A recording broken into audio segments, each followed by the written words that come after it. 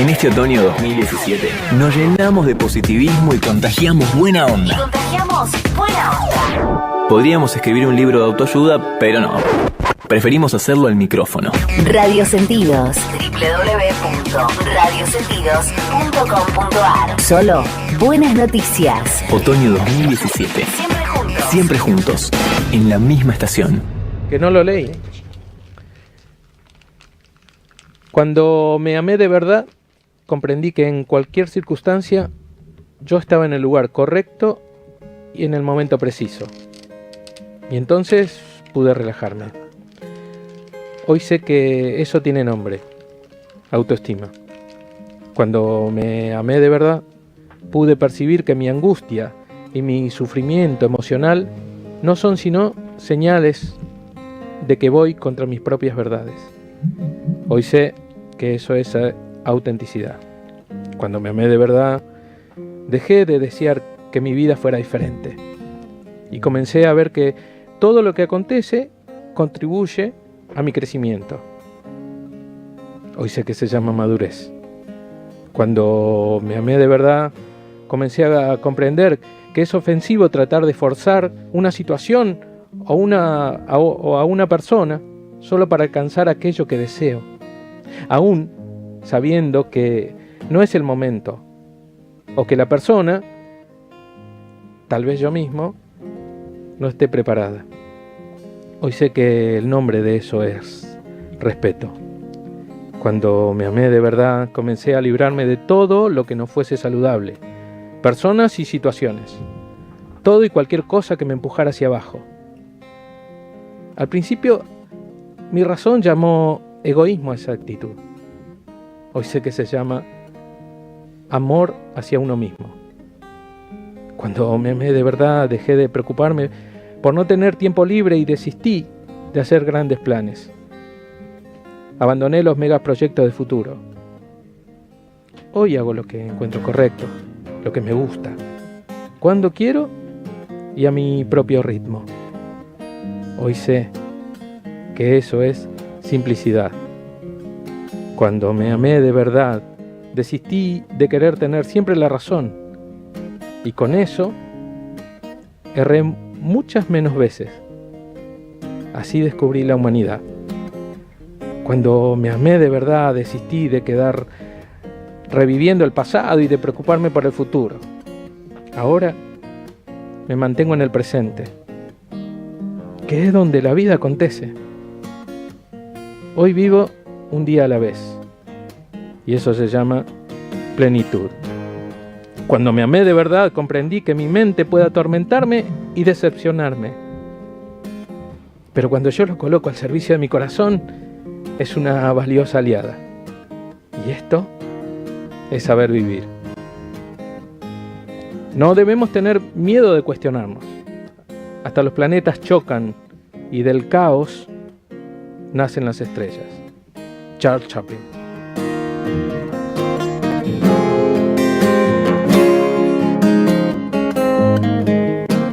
Qué lindo eso, qué lindo Ahora, concepto, qué linda filosofía, y nada más que Chaplin. Sí, bueno, hay una anécdota del tipo que había un concurso de artistas de hacer parecidos al vagabundo. Y fue Chaplin. Y no llegó a semifinales. Decía, no, así no es, y era Chaplin. Es increíble. Es increíble. Bueno, qué lindo, qué lindo. volvemos con el doc, un montón de preguntas. Había una pregunta que dijiste que vos habías leído. Bueno, Dani me preguntó que por qué él era la única persona afectada, o qué sé yo. En la familia. Te había comentado hace un ratito que hay distintos modos de herencia. De tu enfermedad en particular se hereda de modo recesivo. ¿Qué quiere decir esto? Que tus viejos, tanto tu mamá como tu papá, tienen afectado un gen, pero ellos no padecen la enfermedad. Sin embargo, la combinación de que esos dos genes de tu mamá eran afectados, ¿no? Uno que viene de tu mamá y uno que viene de tu papá, es de un 25% por embarazo, lo que te hablaba hace un ratito. Entonces, bueno, vos fuiste ese 25% te la dieron, ahí te tocó ese 25%. ¿Por qué no me corrí? Ahora, todos nosotros, todos los acá que no padecen enfermedad neuromuscular, portamos genes anormales para otras 20.000 patologías. El asunto es que no coincida con el de mi pareja, mi mujer. Entonces ahí tengo otra vez la chance del 25%, ¿se entiende? Sí. Y siguiendo un poco esa pregunta, en una familia, en el caso de somos 4 hermanos, en el caso tuyo ustedes son 2. Consultorio, ¿está? Claro, no, pero digo, en este caso me afectó a mí. ¿Hay posibilidad de que uno pueda tener 10, 15 hermanos y solo en uno? ¿O se puede con ese número, bueno, es posible. Con ese un número tan alto, si la enfermedad es recesiva, es altamente probable que algún otro también esté afectado, ¿no? Y yo pregunto, ponele, a ver, ¿qué querés decir? No, había algunas preguntas pendientes. Ahí recién leí, ¿cómo era el Parkinson? Sí. ¿Pertenece a...? No, Parkinson no es una enfermedad neuromuscular, es una enfermedad del sistema nervioso central. Pronto le haremos partido. Teníamos una pregunta que había mandado un oyente en otro bloque que hablaba de terapias génicas. Ok. Bueno, esto sí que es importante, no quiere decir que lo anterior no, pero claro, sí. Esto es importante porque estamos Edgardo le entrando, hizo, Edgardo. Yo les comenté que ahora son como 800 enfermedades y no un puñado. Sí. ¿Esto por qué pasó? Porque se empezaron a identificar las causas y sabemos que estas enfermedades son genéticas. ¿Y qué quiere decir que son genéticas? Que hay genes específicos que están mutados, alterados, y que entonces al estar alterados producen un mal funcionamiento de la célula muscular y entonces esto se traduce en la enfermedad que corresponda, ¿ok? Los grandes avances en genética en estas últimas 2 décadas permitieron reconocer las causas de muchísimas de estas enfermedades. Cuando digo reconocer las causas, es saber exactamente cuál es el gen que está afectado, ¿sí? Y más que eso, saber cómo la afectación de ese gen se traduce en la debilidad muscular, es decir, cómo la afectación de ese gen lleva a los mecanismos de deterioro de la célula muscular que se traducen en debilidad. ¿Está claro? Entonces, empezaron a conocerse muchísimos genes de muchísimas enfermedades y empezaron a multiplicarse, ver la clasificación empezó a diferenciarse, pero también empezaron a aparecer pequeñas lucecitas sobre, bueno, ahora que yo sé cuál es el origen de esto, yo buscaré la manera, la ciencia buscará la manera de interferir con el daño, es decir, que si este gen está dañado, afectado, bueno, voy a ver si lo puedo arreglar de alguna manera, o tratar de arreglar lo que ese daño produce en la célula.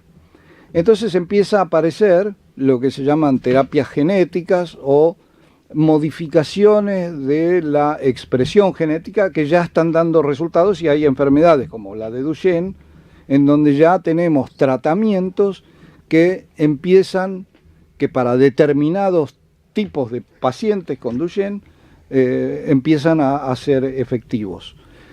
También, ejemplo, la primer tratamiento que hubo específico para una enfermedad neuromuscular fue la famosa enfermedad de Pompe. Que es una enfermedad que le llaman la enfermedad de las 1000 caras, porque esta es lo que tiene, que se puede parecer a cualquier otra enfermedad neuromuscular. Bueno, y entonces se quedó mucho tiempo oculta, no se la diagnosticaba, no se la podía... Bueno, esta es una enfermedad por un trastorno metabólico. ¿Qué quiere decir? Falta una enzima que es encargada de romper una molécula que se llama glucógeno. Ok, falta una enzima que no deja que la célula muscular metabolice los hidratos de carbono.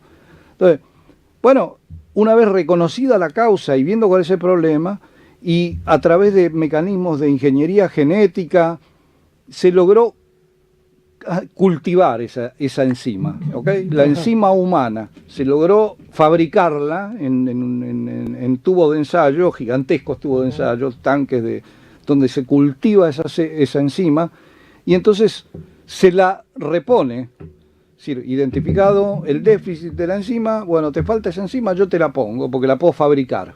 Y todo eso es el resultado de desarrollo de la genética, de la biología molecular, ¿ok? Y en puntual la enfermedad de Pompe fue la primera enfermedad neuromuscular para la que existió un tratamiento específico. Falta la enzima, te la repongo. Lo cual no quiere decir que con eso te curo, pero la enfermedad es evidentemente distinto en paciente tratado que en el que no está tratado. Está. Hay una pregunta. Sí, Tenemos dos últimas. queremos leer. ¿Por qué dos últimas? No, no. Ahí, No, lee, esa. eso es más importante. Está. Dice, Después, pregunta para el doc. ¿Hace falta que yo, siendo mamá de 2 chicos con Duchenne, hacerme una prueba si soy portadora o no? Me gustaría saberlo. Hace falta y tengo una nena de 11 añitos. ¿A qué edad se le puede hacer la prueba para saber si es portadora? Soy Lourdes de Lanús. Sí, por supuesto, el hecho de que tener 2 hijos no es suficiente prueba para decidir de que sea portadora. Tiene altas posibilidades de serlo, pero no necesariamente puede ser portadora, tiene que ser portadora. Entendemos como portadora aquella mamá que lleva el defecto genético en sus células, en sus genes. Ajá. También la distrofia de Duchenne puede ser el resultado de una alteración, de una mutación de ese gen que se dio en ese embarazo y no necesariamente se tiene que repetir, ¿ok? Y la gente, Entonces, concretamente, sí hay test, para contestar a esta señora, sí hay tests que se pueden hacer para saber si ella es portadora. Qué importante. Hay maneras de saberlo y, por supuesto, y también muy importante, saber si su hija puede ser portadora, ¿ok? Hay otra pregunta. ¿Existe algún tratamiento para la distrofia muscular facio-escapulohumeral? No puedo correr ni subir escaleras, sí puedo andar y bajar escaleras. Soy joven y no me quiero quedar en silla de ruedas. Alfredo, quien firma esto. No existen, a ver, este es un ejemplo en el que aplican, no existe tratamiento que cure la distrofia facio-escapulohumeral hoy, ¿ok? Es un caso muy interesante desde el punto de vista científico esta distrofia muscular porque permaneció muy oscura la razón. Nunca se entendía muy bien por qué se producía, así como en Duchenne se descubrió el gen y la dificultad y en atrofia espinal y en tantas otras. Acá nunca estaba claro ni siquiera dónde estaba el gen y esto se descubrió hace no tanto tiempo y ahora se está empezando a descubrir, bueno, qué hace el gen de malo en las células musculares y pronto va a haber, se están prendiendo lucecitas en el horizonte para facio-escapulohumeral, sin ninguna duda. Se están prendiendo lucecitas para montones de enfermedades que no se curan, pero facio-escapulohumeral se tiene que tratar. Hay cosas que siempre son útiles, que uno puede aportarle al paciente. Pero el tratamiento es un traje a medida, porque no es que sea el tratamiento estándar de la enfermedad, es para ese paciente. ¿Okay? Claro. Bueno, también están llegando Acá no solamente preguntas, sino excelente programa, dice Oski, y también Nancy González de Gleu. Que están Pues ya le escuchando. pagaste a Oski. Sí, a Oski, sí. Acá Milfred Martínez, que es de, si mal no recuerdo, es de Bueno, No, es de pero- Sudamérica, es de Sudamérica, pero sí. hace la pregunta. terapia génica es, acá no entiendo qué dice, Cris. Es, no sé, a ver si por ahí vos lo... No se entiende Cris 9. Crips, CAS 9 para Duchenne. Ah, sí. Por ahí vos lo entendés. Sí. Y continúa. Bueno, esta terapia que se menciona... Dice, dale. entiendo, está en etapa de estudio, aún no está en ensayo en humanos. Pregunto, ¿es la que tienen que poner un estilo de batería o algo así? ¿Esto es lo que pregunto? ¿Lo leí? Bacteria. Bacteria. Perdón. Perdón. Es tu inclinación musical. Estoy leyendo como el presidente. No, perdón, chiste. No, nada que ver. No.